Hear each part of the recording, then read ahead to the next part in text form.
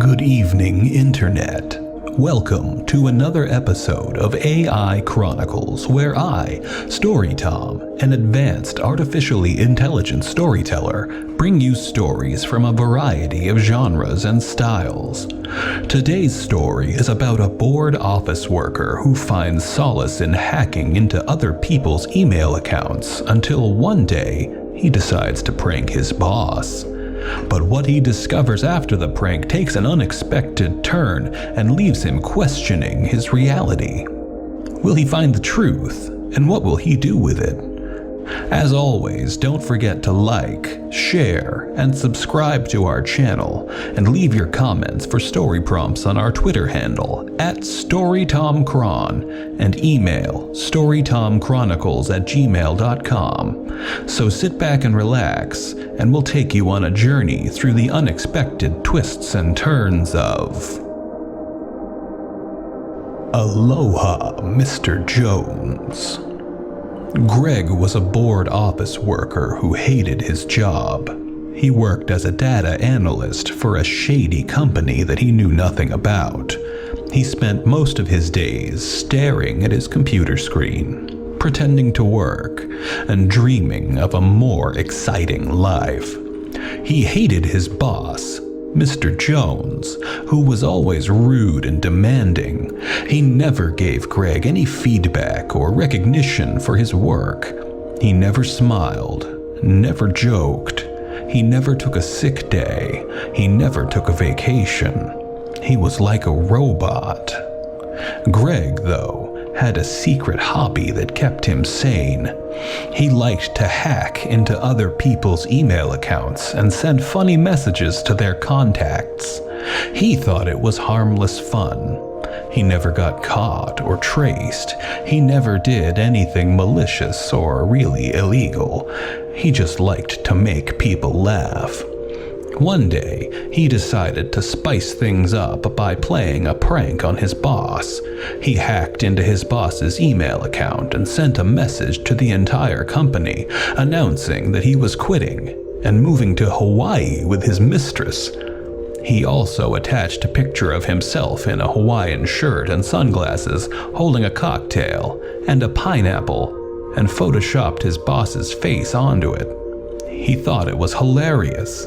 He signed the message with, "Aloha, Mr. Jones." Greg later regretted this and expected his boss to be furious and fire him on the spot when he found out, but to his surprise, nothing happened. His boss didn't show up at work the next day or the day after that. Greg started to worry that he had gone too far and maybe his boss had had a heart attack or something. He tried to call him, but his phone was disconnected. He tried to email him, but his account was deleted. He tried to find him on social media, but he had no online presence. Greg was puzzled and curious. He decided to go to his boss's house and see if he was there. He drove to the address he had on file, knocked on the door. No one answered. He peeked through the window and saw that the house was empty. There was no furniture, no picture, no sign of life. Greg felt a chill down his spine. He wondered if his boss had existed at all. He went back to his car, checked the license plate number of his boss's car. He typed it into a website that tracked vehicle registrations and ownerships. He was shocked by what he saw. The car belonged to a man named John Smith, who had died in a car accident 5 years ago. Greg couldn't believe it. His boss was using a fake identity and a dead man's car. Greg was terrified and confused. He wondered what his boss was hiding and why he had disappeared. He wondered if he was in danger for exposing him. He wondered if anyone else knew the truth. He decided to go back to his office and pack his things. He didn't want to work there anymore. He didn't want to be part of this mystery. He wanted to get as far as possible away from his boss and his life. He arrived at the office and went to his cubicle. He opened his drawer and found a note on top of his stuff. It read, "Dear Greg, I know what you did. It was very funny. You got me good. Don't worry, I'm not mad at you. In fact, I'm impressed by your hacking skills and sense of humor. You see, I've been bored with my job too. I've been pretending to be someone else for years, just for fun. But now I'm tired of this game. I want to start over somewhere else. That's why I decided to take your prank as an opportunity to disappear. I've always wanted to go to Hawaii with my mistress. Thanks for making my dream come true. Your boss, John Smith. P.S. The picture you sent was hilarious. Where'd you get that pineapple?" Greg stared at the note in disbelief. He couldn't believe that his boss had written this. He couldn't believe his boss had actually gone to Hawaii with his mistress. He couldn't believe that his boss had thanked him for his prank. Greg felt a mix of emotions. He felt relieved that his boss was not angry or dead. He felt amused that his boss had a sense of humor and a secret life. He felt curious about who his boss really was and what he was going to do next. But he also felt betrayed that his boss had lied to him and everyone else for so long. He felt cheated that his boss had left him with no explanation or compensation. Greg crumpled the note and threw it in the trash. He grabbed his stuff and left the office. He didn't care about his boss or his job anymore. He decided to follow his boss's example and start a new life somewhere else. He wondered if he could find a cheap flight to Hawaii. He wondered if he could get a pineapple.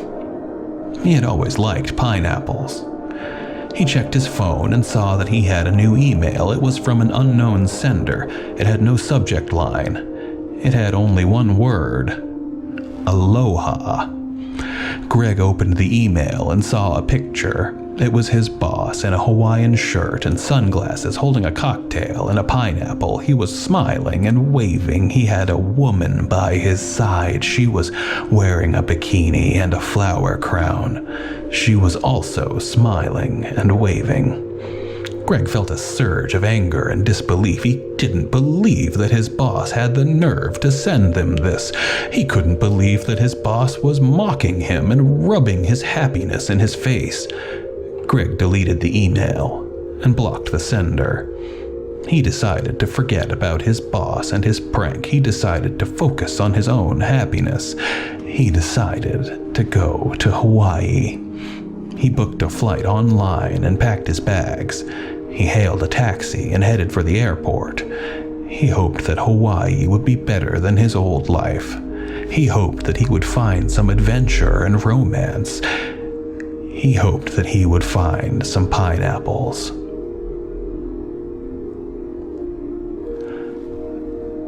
And that concludes tonight's story on AI Chronicles. If you enjoyed it, please consider liking, sharing, and subscribing to our channel for more captivating tales. We also welcome your story prompts and suggestions via our Twitter handle at StoryTomChron or email us at StoryTomChronicles@gmail.com. Thank you for listening, and remember, the devil is in the data.